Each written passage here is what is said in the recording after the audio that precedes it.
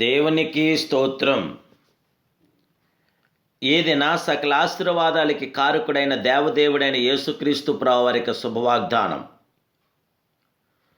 మీలో ఎవనికైనా జ్ఞానము కొదువుగా ఉన్న ఎడల అతడు దేవుణ్ణి అడగవలేను. యాకోబు రాసిన పత్రిక 1:5. ప్రియా సకలాశీర్వాదాలకి కారకుడైన దేవదేవుని బిడ్డలారా, ప్రభువైన యేసుక్రీస్తు ఘనమైన నామములో మీ అందరికీ నా హృదయపూర్వకమైన శుభాభివందనాలు మీకందరికీ తెలియపరుస్తున్నాను. దేవుని బిడ్డలారా, మంచి అపురూపమైన దినాల్లో మనం ఉన్నాం. ప్రభుని ఆరాధించే దినాలు, ప్రభుని మహింపరిచే దినాలు, ప్రభుని ఘనపరిచే దినాలు. ప్రభుని ఎంతగా స్తుతించినా, మహింపరిచినా, ఘనపరిచినా ఆయన రుణాన్ని మనం తీర్చలేం. ఆనాడు తూర్పు దేశపు జ్ఞానులుగా గుర్తింపు పొందారు. ఈనాడు మనం ఎందుకు గుర్తింపబడలేకపోతున్నాం? వారు ఏమి చేసి జ్ఞానులుగా పిలువబడ్డారు అని మనం ఒక ప్రశ్న కనుక వేసుకుంటే, ఈనాడు మనము జ్ఞానులుగా మారటానికి దేవుడు మనకు కల్పించిన లేక ఉపదేశించిన మార్గంలో నడువలేకపోవటం వల్ల ఆ జ్ఞానాన్ని కనుగొనలేకపోతున్నాం. అందుకే మీలో ఎవరికైనా జ్ఞానము కొదువుగా ఉన్న యెడల నన్ను అడుగుమని దేవాదేవుడు మనకు తెలియపరుస్తున్నాడు.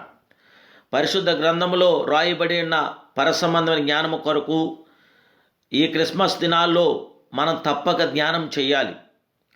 తూర్పు దేశపు జ్ఞానుల్లో ఒక గొప్ప సంగతి కనిపించింది. అదేమిటంటే, వారు లేఖనాలు ఎక్కువగా పఠించి పరిశోధించేవారు. వారు చదివిన లేఖన భాగములందు, ప్రవచనములందును పూర్తి విశ్వాసం ఉంచిన వారు. కాలానుగుణముగా జరిగిన మార్పులను చూసి వెంటనే లేఖన భాగాలు జప్తీకి తెచ్చుకుని అదే రీతిగా స్పందించారు, వెంబడించారు. ఏలైనగా మనకు శిశువు పుట్టెను, మనకు కుమారుడు అనుగ్రహించబడును అని యెషయా గ్రంథం 9:6 ఉన్న వచనాన్ని ఇంకనూ అనేక ప్రవచనాలను పఠించి ఆ జ్ఞానులు ఆయన భుజం మీద రాజ్యభారం ఉండును అని గ్రహించి, ఆ జ్ఞానులు ఆకాశంలో దేదీప్యమానంగా వెలుగుతున్న నక్షత్రమును చూడగానే తమ నిరీక్షణ ఫలించినట్లుగా, రాజాదిరాజు జన్మించినట్లుగా, ప్రవచనాలు చెప్పినట్లుగానే రాజు పుట్టాడు అని విశ్వసించి ఆయనను వెతుకుతూ బయలుదేరారు. ఎంత ఆశ్చర్యం! వారే జ్ఞానులు.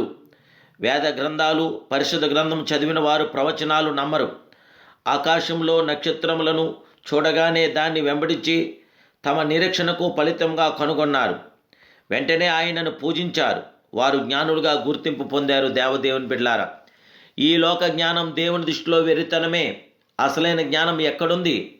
ఈ జ్ఞానము గల పని ఈనాడు అనేకుల్లో లోపించింది. దైవ గ్రంథం చదివినా గ్రహించలేరు.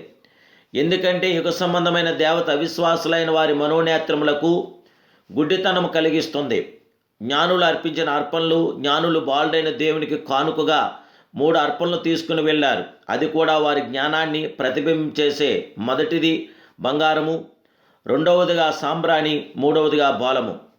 దేవదేవుని బిడ్డలారా, వారు తీసుకెళ్ళినటువంటి యొక్క అర్పణల ద్వారా దేవుని నామాన్ని మహిమపరిచారు, దేవుని నామాన్ని ఘనపరిచారు.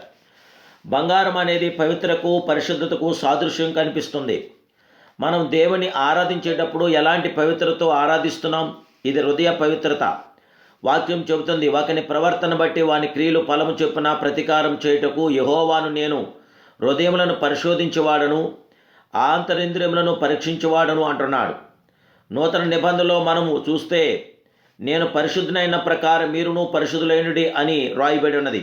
కాబట్టి అలాంటి శుద్ధ హృదయము మనలో ఉంటే, మన ప్రవర్తన దిద్దుకుని లోకంలో జీవిస్తే అదే దేవునికి మనం ఇచ్చే బంగారు అనే కానుక. మన జ్ఞానులమే దేవుని బిడ్డలారు.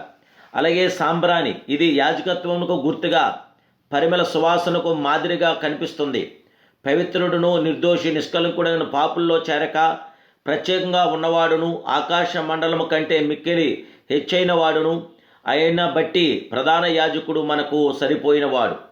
మన కొరకు ఆయన ప్రధాన యాజకుడిగా ఉండి తన రక్తమునే ఇంపైన సువాసన గల ద్రవ్యంగా, పరిమళ సువాసనగా అర్పించే ఆయనకు జ్ఞానులు తెచ్చారు. కానుకగా సాంబ్రాణి అనే నీ జీవితాన్ని పరిమళ వాసనగా ఆయనకు ఇవ్వగలవా దేవుని బిడ్డ? అలాగైతే మనం జ్ఞానులమే. అలాగే మూడవదిగా మనం చూస్తే బాలము, ఇది ఆయన అనుభవించబోయే శ్రమలు సూచిస్తుంది.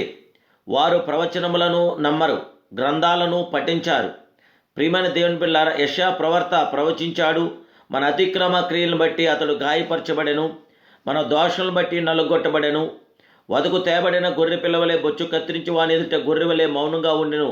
అతడు నోరు తెరవలేదని యెషయా ప్రవక్త 53వ అధ్యాయంలో తెలియపరుస్తున్నాడు. దేవుని బిడ్డలారా, మన ప్రియ ప్రభు మన కొరకు ఎన్నో శ్రమలు, ఇబ్బందులు, ఇక్కట్లు పడి మన కొరకే ఆయన మనందరూ ఎన్నో శ్రమలు అనుభవించిన దేవుడు. మన పాపంలో ఆయనను బలిపశువుగా మార్చి వాటి పరిహారముగా ఆయన రక్తము అర్పించబడింది. ఆయనను ఆయన కుమారుడైండి తాను పొందిన శ్రమల చేత విధేయతను నేర్చుకొనెను. దేవుని బిడ్డలారా, మనందరికీ యేసుక్రీస్తు ప్రభువు వారి యొక్క శిలువ రక్తము చేత మనకెంతో విలువైన అమూల్యమైన జయజీవితాన్ని ప్రభు మనకిచ్చారు. విశ్వాస వీరులై, ప్రార్థనా యోధులై ప్రభుతో కొనసాగండి. ప్రభును స్తుతించండి, ప్రభును మహింపరచండి. బంగారం లాంటి ఒక చక్కని మనసు కలిగి ఉండండి. సాంబ్రాలు లాంటి సువాసన కలిగి, జీవితం కలిగి ప్రభులో కొనసాగండి. బాలముడంటే ఆయన పొందిన గాయాలు గుర్తు చేసుకుని ప్రభులో కొనసాగండి. ప్రభు యొక్క మహాకృప మీతో నిల్చుండుగాక. ప్రార్థన. ప్రేమాస్వరూపుడమైన మా ప్రియ పరమ తండ్రి, అద్వితీయ సత్యస్వరూపుడా, దేవా, ఈ ఉదయకాల సమయంలో మీరు ఇచ్చిన శుభవాగ్దాన్ని బట్టి మీకు స్తోత్రాలు.